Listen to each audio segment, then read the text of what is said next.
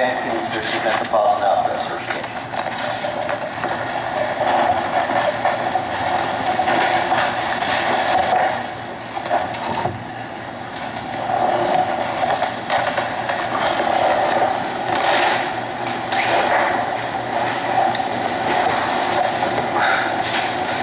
Mr. Jenkins.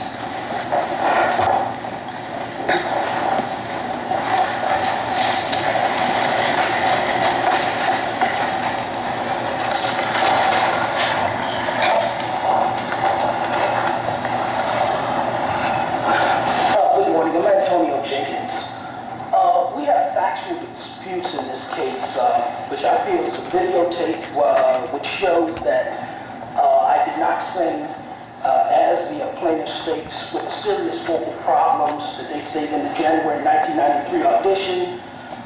We also have Ms. Robinson's comment in 161 that they asked singers to come back a year to monitor their progress to see how well they sing a year later. So this videotape was made 2 days later. It was a public performance.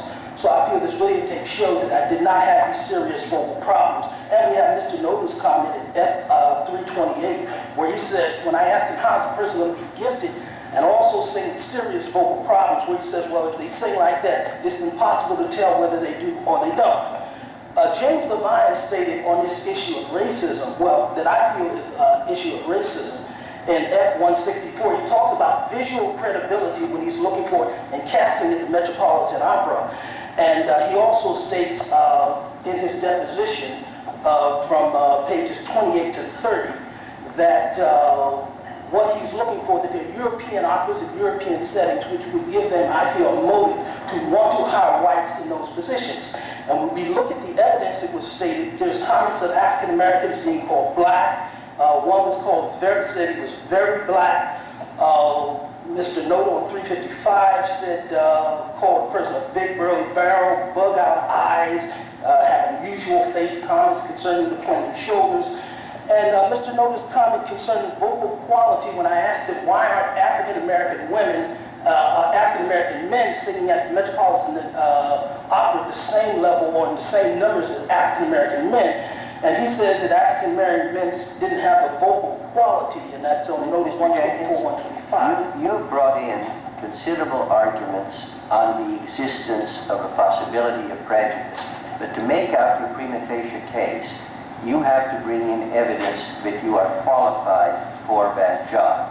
And it's on that point that I'd like to hear you say more, because you applied for other jobs to other opera companies.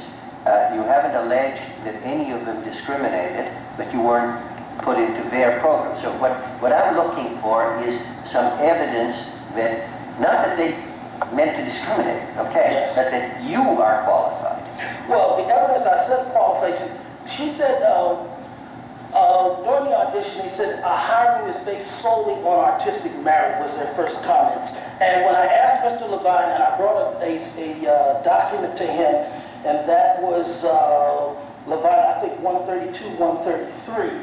And I showed him that African Americans were not hired in other opera companies, and they stated that they would get back to me, was part of my complaint. And these documents covered 5 years, and I asked him for some other singers who were hired, and he, could not tell me any singers. And I was talking about the reasons they were doing these things is because of color of skin. When they raised those issues about saying these singers are black and very black, when he talks about visual credibility.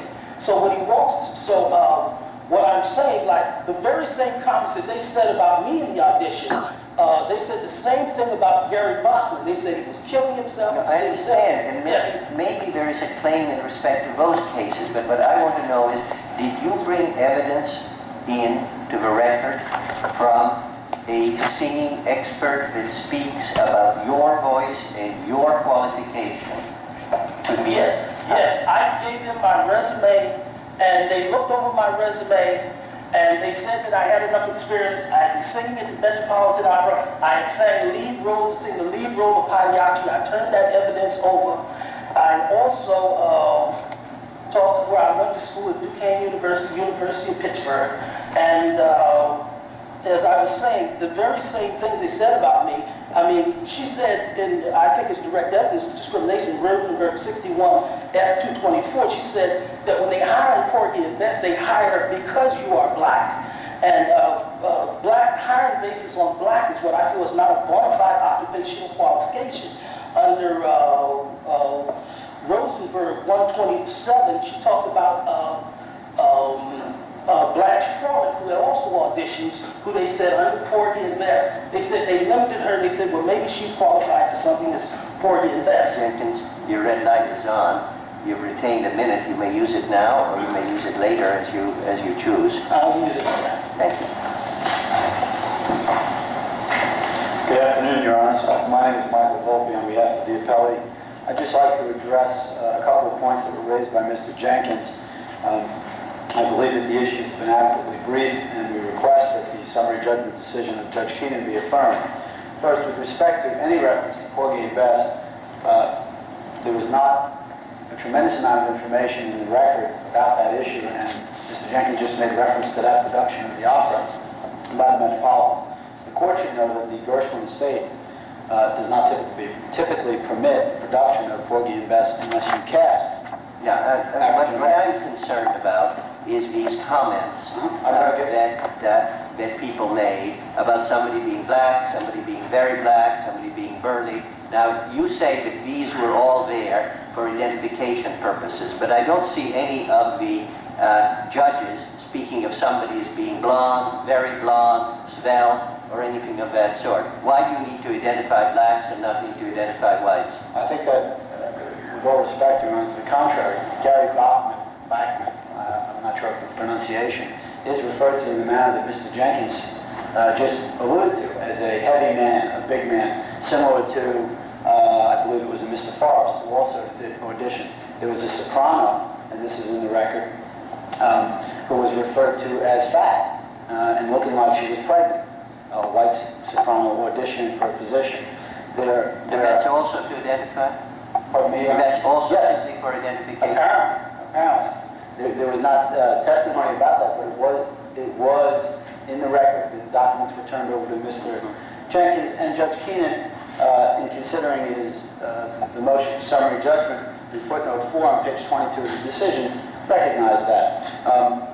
The comments were testified to by Ms. Rosenberg and Ms. Robinson as identification that it was necessary to identify different people depending upon, for example, Your Honor, what they were auditioning, the piece that they were auditioning, and potential pieces that they may have the capability to perform at the Metropolitan in the future should the audition succeed.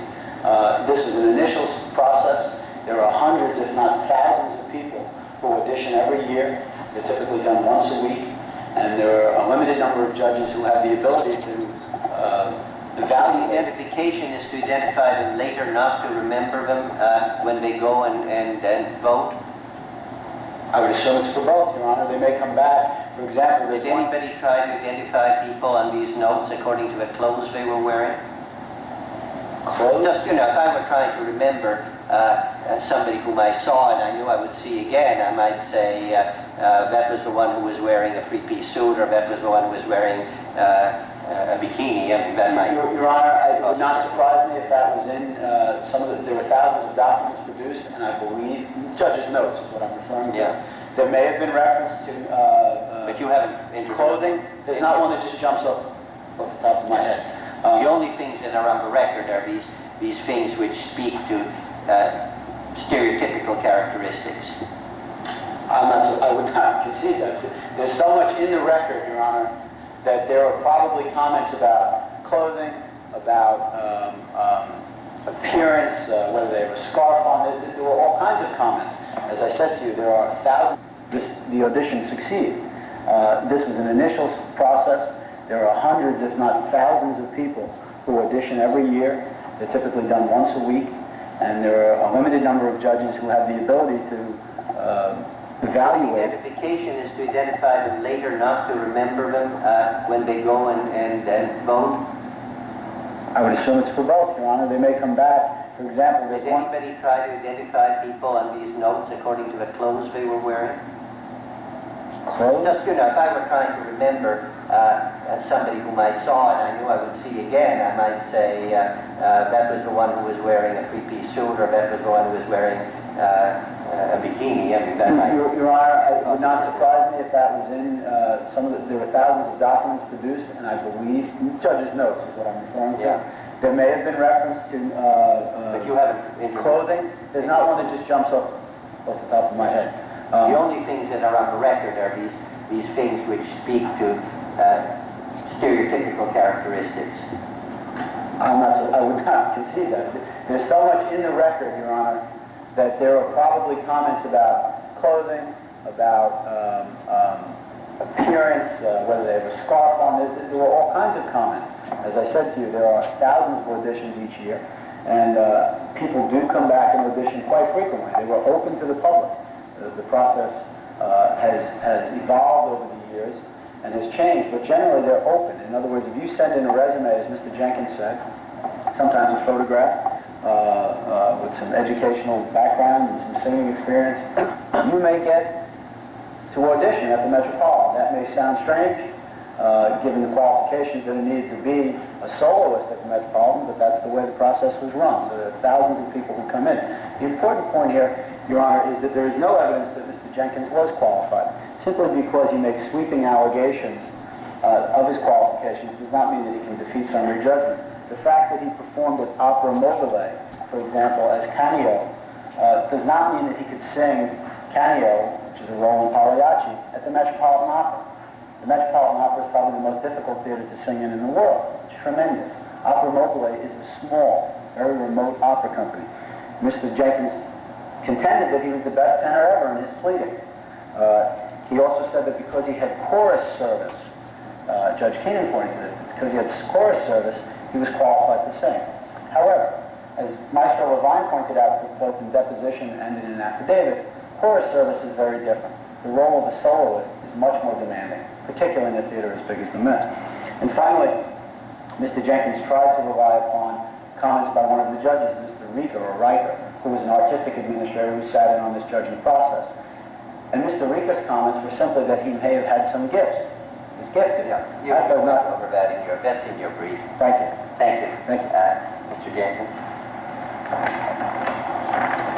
Yes, I would like to first of all say this issue of my experience was an issue that was raised after. It was not raised in the EEOC complaint.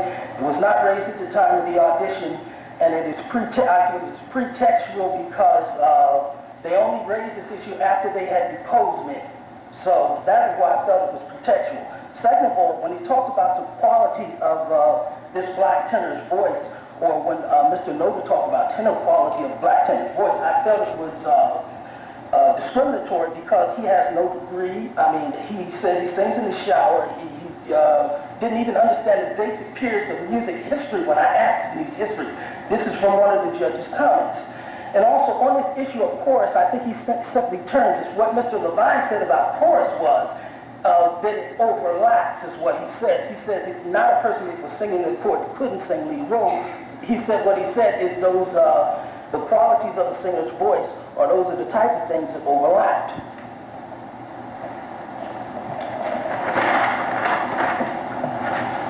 And on this issue, when he said, James Levine said that when he laid out his policies of visual credibility, he made it, when I deposed him about it in, I think, Levine 28, what Levine said was what he was talking about when he said visual credibility. He said he was talking about vocal. But if you read the bottom of what he says of 164, he says that they had fabulous voices and dramatic credibility. So he made a clear distinction between the vocal and the dramatic when he was talking that he wanted visual credibility. And even if he did, they didn't follow this issue of visual credibility when they were hiring for black singers. And he's asking for a judgment as a matter of law. And this issue that he talks about with this Gershwin estate, I don't think that is an issue under federal law. I'm afraid your red light is on. Thank you very much. Thank you both. We'll reserve decision. Stand adjourned.